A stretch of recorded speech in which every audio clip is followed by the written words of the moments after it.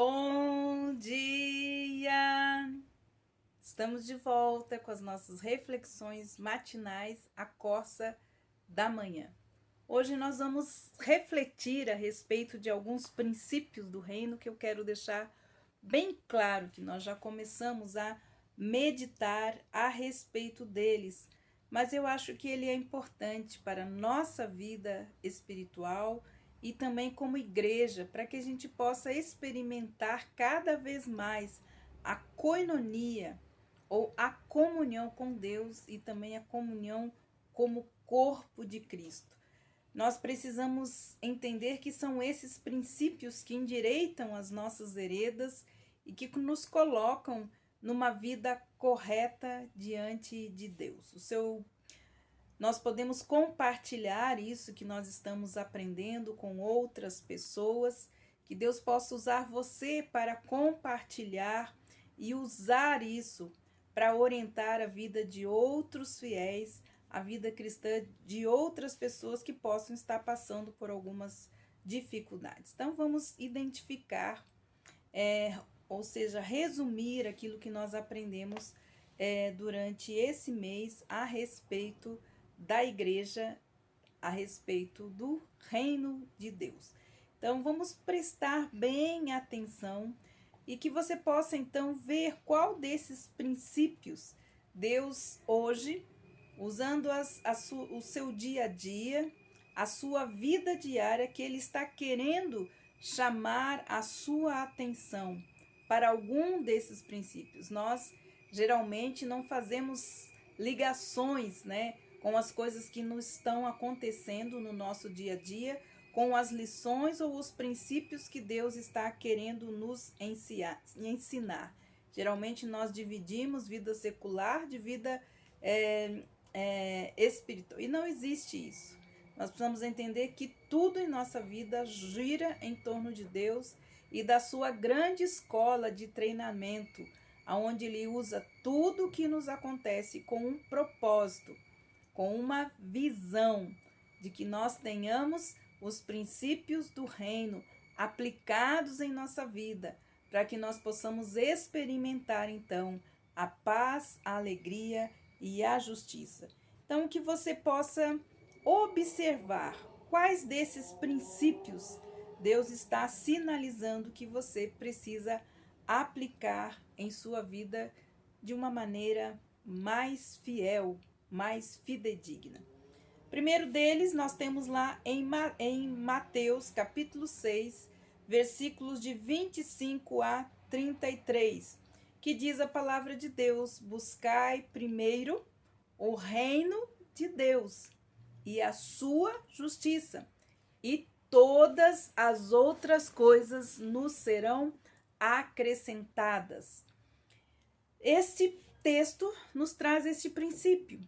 Não estejamos ansiosos por causa da nossa vida, mas que nós devemos buscar primeiro o propósito do reino, e Deus cuidará então das nossas necessidades físicas. Eu entendo assim: se nós, como cidadãos do reino dos céus, como servos do Deus Altíssimo, cuidamos das suas coisas, Ele cuidará das nossas coisas, ou seja, das nossas necessidades.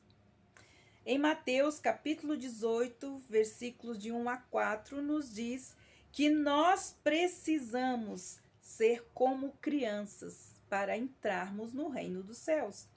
Então, ele nos ensina que se você quer ser grande no reino dos céus, você deve humilhar a si mesmo como uma criança. Precisamos ter a humildade de uma criança. Lá em Mateus capítulo 20, versículos de 25 a 27, nós temos algo muito importante.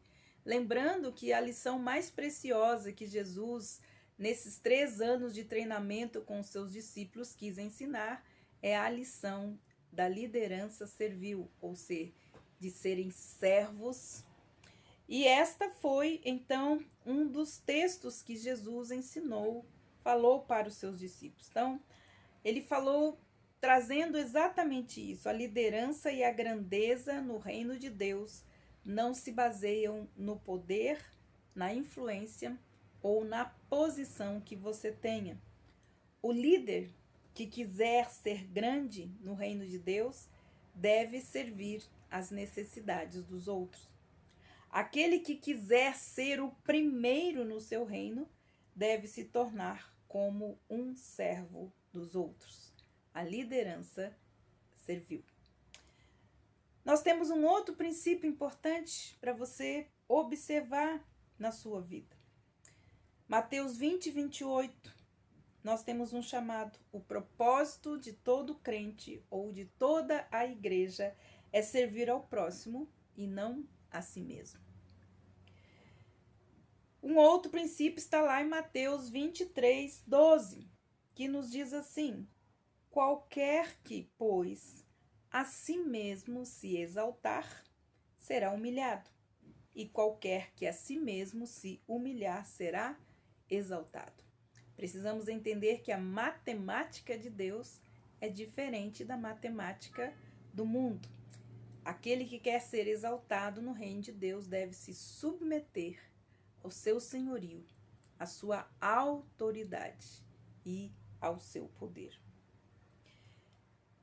Lá em Lucas capítulo 9, versículo 24, nós temos um outro princípio muito importante. Se uma pessoa, ou seja, se um indivíduo ou uma igreja tentam salvar a sua vida e a sua vitalidade espiritual retendo as coisas para si, certamente irão perder a sua vida. Se uma pessoa ou se uma igreja estiver pronta a darem a sua vida em favor de outras pessoas, a sua vida será completa, abundante, exatamente como Deus planejou para nós, como igreja, sermos abundantes e frutíferos no seu reino. Mas para isso precisamos abrir mão da nossa própria vida, das nossas próprias vontades e fazer a vontade do nosso Deus. Em Romanos, capítulo 14, versículos de 13 a 21, nós temos algo muito importante também, que nós precisamos observar em nossa caminhada, em nossa jornada cristã.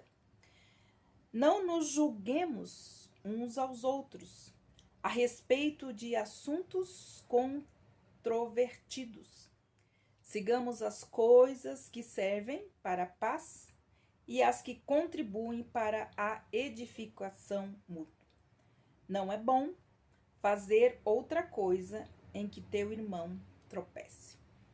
E hoje, infelizmente, é o que mais nós temos visto e ouvido.